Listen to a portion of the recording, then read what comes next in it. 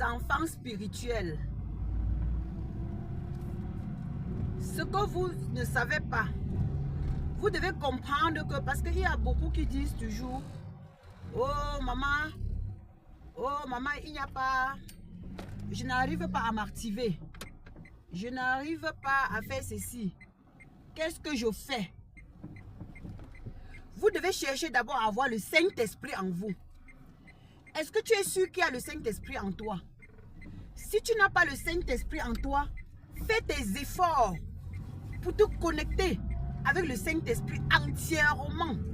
Parce que quand le Saint-Esprit est en partie, c'est ça qui complique l'activation de tes dons, ton éveil spirituel.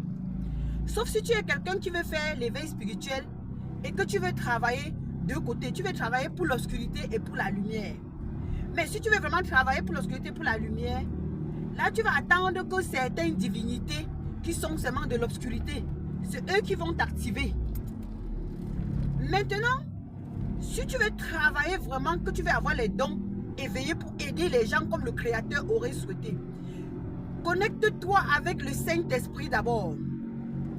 Donc, qu'est-ce que tu vas faire? Tu n'es pas obligé de faire ce que je dis. Tu fais ce que tu veux.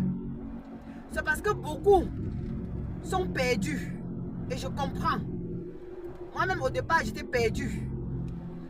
Donc, tu dois chaque jour écouter les chansons qui parlent du Saint-Esprit.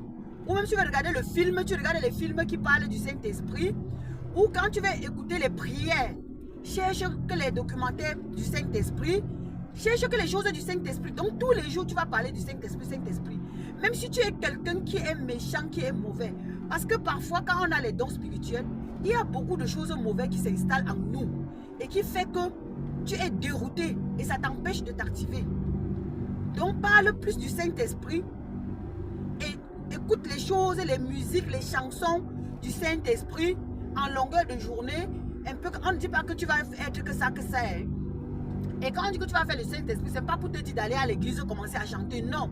Tu peux le faire toi-même, chez toi. Avec ton toi-même tout seul. Ou bien s'il y a quelqu'un avec toi que vous pouvez parler tout le temps. La fête du Saint-Esprit, comment connaître, comment ça s'est passé. Un peu de trucs comme ça, mais tu vas plus prononcer le Saint-Esprit que de prononcer les mauvaises choses. Et tu vas accompagner du psaume 51 et le psaume 35. Il faut le téléphone Android que vous avez dans vos mains. C'est à ça que ça sert. Si tu ne veux même pas lire la Bible, tu prends souvent le téléphone, tu tapes le psaume 35.